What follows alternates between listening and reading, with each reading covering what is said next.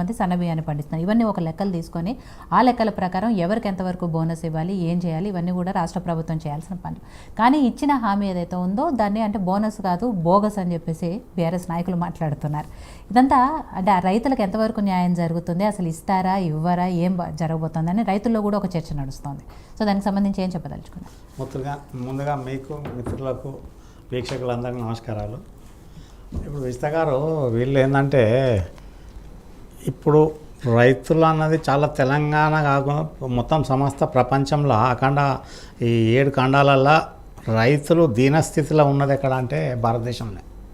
వాళ్ళకు గిట్టుబాటు ధర ఏదైతుందో ఎంఎస్పి మినిమం ఎంఆర్పి మినిమం ఏదైతుందో ఏదైతే ఉందో మినిమం రీటైల్ ప్రైస్ ఏందన్నది డిసైడ్ చేసుకునే అధికారం లేదు.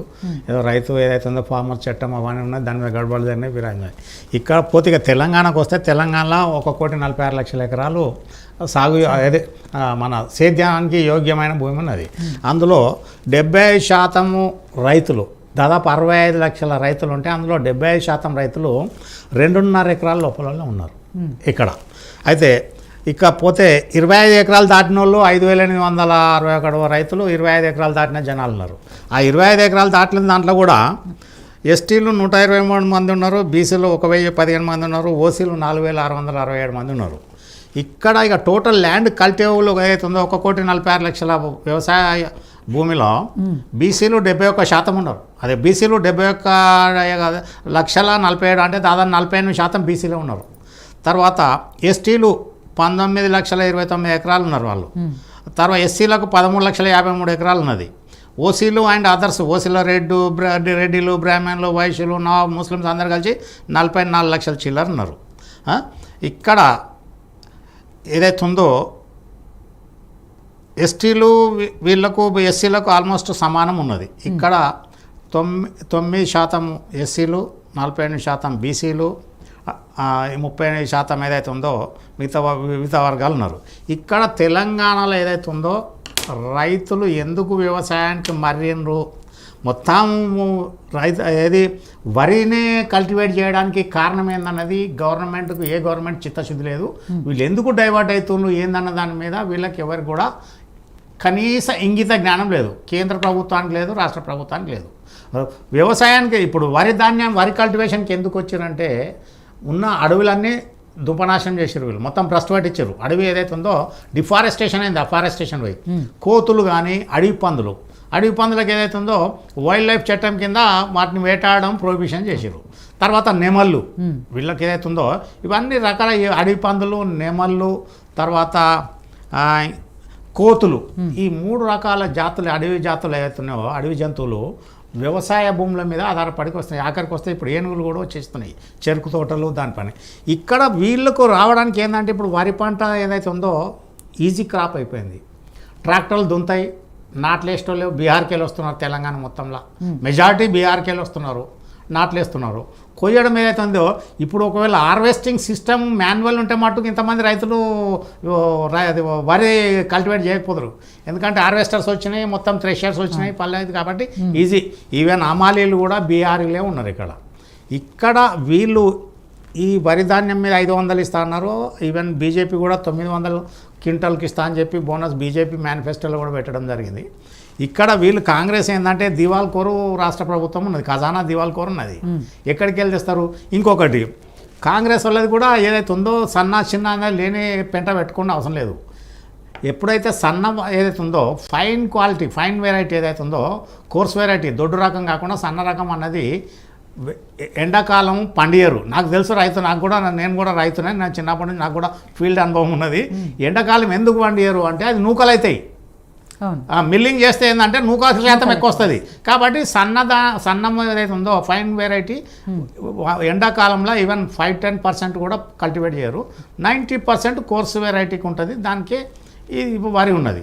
వీళ్ళు అన్నదానికి కూడా ఏదైతే ఉందో ఈ దానికి పెద్ద 74 లక్షల చిల్లర ఏదైతే ఉందో ఇలా మొత్తము వరి ధాన్యం కాదు, 1,46 లక్షల ఎకరాలల్లో ఎక్కడైతే ఇతర పంటలు ఉంటాయి, దాన్ని ఉంటాయి, అల్టిమేట్ ఏదైతే మామిడి తోటలు ఇవన్నీ ఇటువంటి ఉంటాయి. అటువంటి దాంట్లో వంగా వీళ్ళు కూడా ఏదైతే ఉందో లేని కాంట్రవర్సీ కాంగ్రెస్ నెత్తి మీద పెట్టుకుంటున్నారు అన్నట్టు. ఏదైతే ఉందో వీళ్ళకు, ఎందుకంటే సన్నధాన్యం అంటే 5-10% ఉంటారు వాళ్ళకి ఏదో ఇచ్చేస్తే 500 ఇస్తానని పక్కకు పడేయాలి. వీళ్ళు మొదలు కమిట్మెంట్ మేనిఫెస్టోలో పెట్టిన దాని ప్రకారం మిగతా వాళ్ళకి ఆపాలి. వీళ్ళు ఈ రుణమాఫీ ఇవన్నీ తర్వాత విషయం. ఇక్కడ ఏదైతే ఉందో వీళ్ళు క్వింటాల్కు 500 ఖచ్చితంగా వీళ్ళు ఇవ్వాల్సిన పరిస్థితి ఇవ్వాలి. ఎందుకంటే రకరకాల ఇబ్బందులు ఉంటాయి. వరి పంట కూడా అంత ఈజీ కాదు. దోమపోటు ఉంటుంది, దానికి అగ్గి తెగులు తగులుతుంది, రకరకాల బీమార్లు వస్తాయి, పెస్టిసైడ్స్, రకరకాల ఇబ్బందులు ఉంటాయి. ఏదైతే ఉందో రైతులకు ఇబ్బంది ఉన్నది కాబట్టి వీళ్ళు ఇస్తా అన్నారు. మెజార్టీ రైతులు అభివృద్ధి ఏదైతే ఉందో బెనిఫిట్ పొందుతారు కాబట్టి వీళ్ళు క్వింటాల్కు 500 ఖచ్చితంగా ఇవ్వాలి. దాన్ని వర్కౌట్ చేసుకోవాలి. ఎంత 30 లక్షలు 35 లక్షల క్వింటాల్ ఏదైతే ఉందో వరిధాన్యం వస్తుందో దాని మీద చేసుకొని ప్లానింగ్ చేసుకోవాల్సిన పరిస్థితి ఉండే. వీళ్ళకి ఏంటంటే రాకనే గత ఏంది వీళ్ళు ఎప్పుడు వచ్చిన డిసెంబర్ 9 నాడు వచ్చారు. 9 అంటే ఇప్పుడు 4 నెలలు అయింది. 4 నెలల మధ్యన వీళ్ళకేంది మళ్ళీ పార్లమెంట్ ఎలక్షన్ వచ్చేసింది కాబట్టి వీళ్ళు ప్లానింగ్ అన్నది లేదు.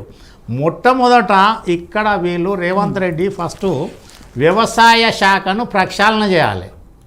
ప్రక్షాళన చేయాలంటే రీఆర్గనైజ్ చేయాలి. ఇప్పుడు హార్టికల్చర్ డిపార్ట్మెంట్ వేరు, సెరికల్చర్ డిపార్ట్మెంట్ వేరు, అగ్రికల్చర్ డిపార్ట్మెంట్ వేరు. ఇవన్నీ డిపార్ట్మెంట్లు గత సమైక్యాంధ్రలో 3 ప్రాంతాలు ఉన్నప్పుడు 3 విభాగాలు పెడితే అది వేరుండే. గ్రౌండ్ లెవెల్కి వచ్చే వరకు ఊర్లో మళ్ళీ వ్యవసాయ ఏదైతే ఉందో క్షేత్ర ఫీల్డ్ అసిస్టెంట్ ఎవరైతే ఉందో ఒక్కరే ఉంటారు కాబట్టి వీళ్ళు ఈ ఫస్ట్ కాస్ట్ కటింగ్ ఏదైతే ఉందో మన దుబారా ఖర్చు తగ్గించుకోవడానికి గత 9.5 ఏళ్ళు బీఆర్ఎస్ ప్రభుత్వం ఏమీ చేయలేదు. 0. ఏదైతే ఉందో ప్రతి డిపార్ట్మెంట్లో ప్రక్షాళన చేయాలి. కొత్త ఇప్పుడు ఏదైతే ఉందో మనం కొత్త ఇంట్లోకి పోతాం. కొత్త ఇంట్లోకి పోతే ఏ బెడ్రూమ్ ఎవరికి అనేది అరేంజ్మెంట్ చేసుకుంటూ సామాన్ ఎక్కడ ఉన్నదని పెడతారు. వీళ్ళు ప్రభుత్వం ఏదైతే రాగానే 9.5 ఏళ్ళ నుంచి ఐఏఎస్లకు ఫ్రీడమ్ లేదు, వాళ్ళు కాన్సన్ట్రేషన్ లేదు, వాళ్ళు చెప్తే వినే పరిస్థితిలో వీళ్ళు లేరు. వీళ్ళు ఎంతసేపు పొలిటికల్ ఈక్వేషను స్ట్రాటజీ వర్కౌట్లా ఈ ఎలక్షన్ ఎట్లా ఆ ఎలక్షన్ ఎట్లా రైతుకి ఏ రకం అవుతుందో సీజన్ రాగానే మళ్ళీ పంట కల్టివేషన్ అన్నట్టు ఈ పొలిటికల్ పార్టీకి ఏంటంటే ఒక ఎలక్షన్ పోగానే ఇంకొక ఎలక్షను. ఇప్పుడు రేపు కాగానే రేపు లోకల్ బాడీ వస్తుంది, తర్వాత మున్సిపాలిటీ వస్తుంది, తర్వాత జడ్పీ ఎలక్షన్స్. ఈ రకంగా వీళ్ళు ఏదైతుందో పొలిటీషియన్స్ నాన్ అఫీషియల్స్ వీళ్ళు ఎవరైతే ఉన్నారో వీళ్ళు అగ్రికల్చర్ మీద వీళ్ళకి ఎలాంటి పట్టు లేదు, వీళ్ళు లేరు. వీళ్ళు చేయాల్సిన పరిస్థితి ఏదైతే ఉందో ఇప్పటి కూడా డిపార్ట్మెంట్ ప్రక్షాళన చేయాలి, కాస్ట్ తగ్గియాలి. ఈ రైతులకు ఇస్తా అన్నది ఇప్పటికి కూడా వీళ్ళ దగ్గర లెక్క ఉంటుంది. ఇప్పుడు నేను కూడా నాకు కూడా నా ఫీల్డ్ నేనైతే వ్యవసాయం చేసింది లేదు, నాకు మొన్న రైతు బంధు పడ్డది. అదే రైతు అంటలేను, వడ్లు అమ్మితే వచ్చినాయి పడ్డది. ఎంత పడ్డది ఏందన్నది డిపార్ట్మెంట్ డైరెక్టర్ ఆఫ్ అగ్రికల్చర్ దగ్గర డేటా ఉన్నది. డేటా ఉన్నప్పుడు వీళ్ళు ఏం చేయాలి, మిగతా ఖర్చులు పక్కకు పెట్టేయాలి. రైతులకు ఏదైతే ఉందో 500 కాడికి ఇప్పటికైనా ఇవ్వాలనుకుంటే. కాకపోతే ఖజానా ఖాళీ ఉన్నది, 7 లక్షల కోట్లు అప్పు చేసి పెట్టి రోజు 204 కోట్లు అప్పు తీసుకొచ్చి నా భారం పెట్టి ఇప్పుడు కుంపటి ఏదైతే ఉందో నిప్పుల కుంపటి నెత్తి మీద పెట్టుకున్నది కాంగ్రెస్ వాళ్ళు చేసిన దానికి. ఆ తప్పిదాలు సెట్ చేయాలంటే కూడా టైం పడుతుంది. వీళ్ళు కూడా ఏదైతే ఉందో ప్రతిదానికి బేసిజాలకోవద్దు. ఇంకొకటి చెప్పాలి, ఇంతమంది దాంట్లో కూడా వీళ్ళు మెజారిటీ బెనిఫిషరీస్ ఎవరైతే ఉన్నారో వీళ్ళందరూ కూడా కాంగ్రెస్కి ఓటేసిన పరిస్థితి లేదు. ఎందుకంటే చాలా మట్టుకు 39 వాళ్ళకు వచ్చినాయి, 37 ఓట్లు వీళ్ళకి వచ్చినాయి, 14 ఓట్లు బీజేపీకి పోయినాయి. వీళ్ళందరి దాంట్లో ఏదైతే ఉందో మెజారిటీ రైతులకు రైతులు వన్ సైడ్ వేసింది లేదు. కాకపోతే ఇక్కడ పక్షపాతం లేకుండా కాంగ్రెస్ ఏకదాటిగా అగ్రికల్చర్ డిపార్ట్మెంట్ దగ్గర డేటా ఉన్నది, ఎంత పంట పండింది అన్నది ఆన్లైన్ పేమెంట్ ఉన్నది. అది ఇక్కడ డిపార్ట్మెంట్ కూడా ఏంటంటే నిద్రపోతున్నది. Agriculture department, civil supplies department నిద్రపోతున్నది. రైస్ మిల్లర్లో ఏంది ఇప్పుడు వాడి పేరేంది, మన బోధన ఎమ్మెల్యే ఉన్నప్పుడు ఎన్ని కోట్ల రూపాయలు దుర్వినియోగమైనవి అట్లా తీస్తే చాలా ఉన్నాయి లెక్కలు. ఈ విజిలెన్స్ డిపార్ట్మెంట్ నిద్రపోతున్నది, టాస్క్ ఫోర్స్ పనిచేస్తలేదు.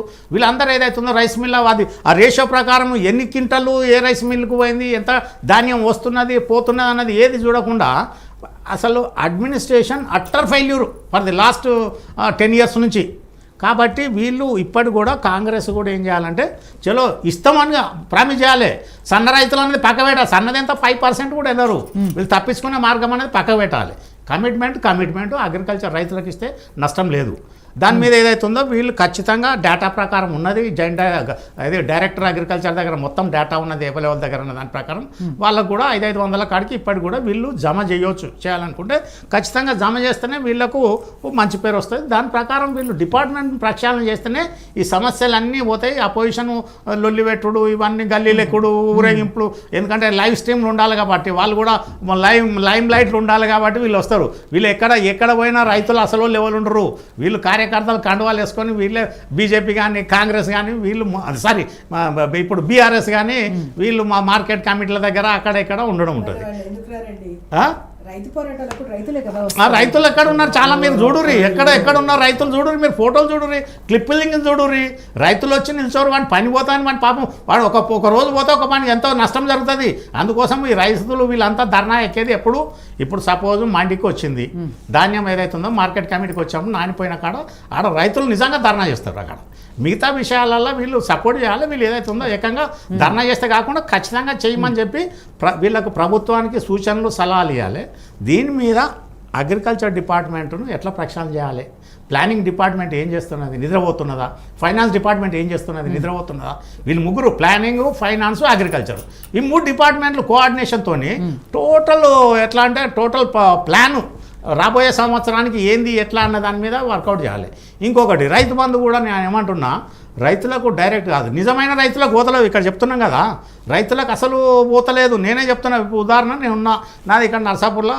నాకు మా తమ్మునికి 12 ఎకరాలు ఉన్నది 12,60,000 మా ఇద్దరు ఖాతాలో పడుతున్నాయి కానీ వాస్తవంగా సాగు చేసింది ఎవరు ఆడ కౌలు రైతు కష్టపడి ఏం చేస్తే ఆయనకి ఇస్తున్నారా అంటే లేదు కదా దాని మీద ప్లాన్ చేంజ్ చేయాలి వీళ్ళు ఓన్లీ ఏది మన ఐటమ్ వైజ్ ఫెర్టిలైజర్ సప్లై చేయండి సీడ్ సప్లై చేయండి పెస్టిసైడ్ సప్లై చేయండి మెషినరీ ఏదైతే ఉందో దానికి హైరింగ్ ఛార్జెస్ కానీ అటువంటివి పెట్టి దాని ప్రకారం ప్లానింగ్ చేస్తే అన్ఎంప్లాయ్మెంట్ కూడా కొద్దిగా సాల్వ్ అవుతుంది మీరు ఏదైతే అన్నారో అసలు రైతులకు ఇవ్వాలి కౌలు ఎవరైతే చేసుకుంటున్నారో వాళ్ళకి ఇవ్వాలి సరే ఆ ప్రక్షాళన కూడా కాంగ్రెస్ పార్టీ ఆల్రెడీ చేపడుతుంది కాబట్టి